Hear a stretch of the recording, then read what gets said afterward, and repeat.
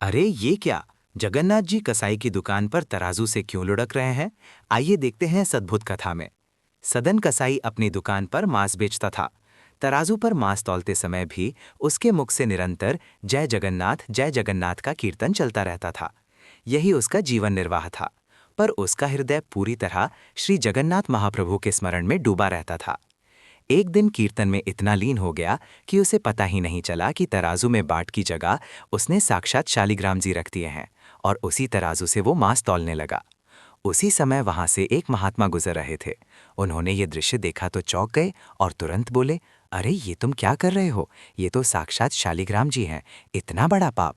ये सुनते ही सदन कसाई के हाथ कांपने लगे, नेत्रों से आंसू बहने लगे और वो रोते हुए बोला, महाराज, मुझसे ये अपराध अज्ञानवश हो गया, मुझे तो पहचान ही नहीं हुई। महात्मा शालिग्राम जी को अपने साथ ले गए। उन्होंने शुद्ध नदी के जल से स्नान कराया, पंचामृत स्नान कराया, चंदन इत्र लगाया, माला पहनाई और रजत सिंहासन पर विराजमान किया। खीर बनाकर भोग लगाया गया और कीर्तन हुआ। ये सब देखकर सदन कसाई फूट फूट कर रोने लगा।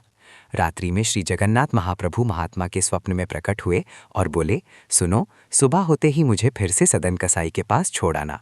महात्मा व्याकुल हो गए और बोले, प्रभु, वहां तो मांस बिकता है, वहां आपको तराजू में बाट बनाकर रखता है, ये तो वेद शास्त्र के विरुद्ध हो जाएगा।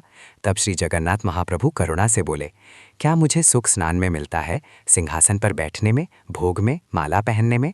और फिर कहा, मुझे तो आनंद तब आता है जब सदन कसाई की तराजू में मैं लुढ़कता हूँ और वो मुझे तौलते समय कीर्तन करता है।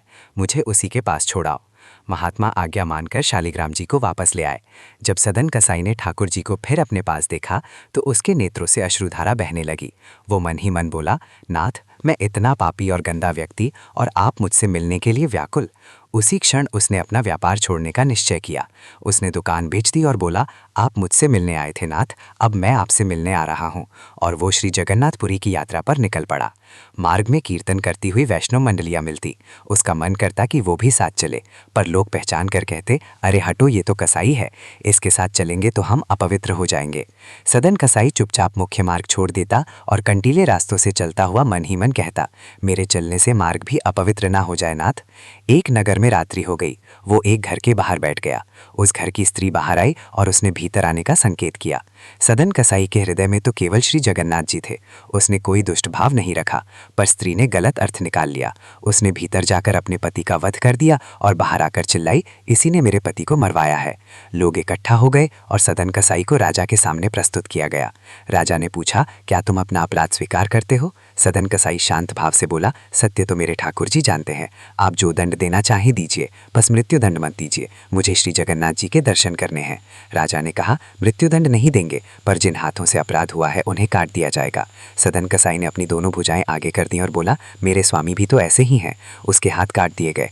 पीड़ा के स्थान पर उसके नेत्रों में आनंद के आंसू थे। वो चलते हुए प्रार्थना करता रहा, नाथ, बस इतना प्राण शेष रहने देना कि आपके दर्शन कर सकूं।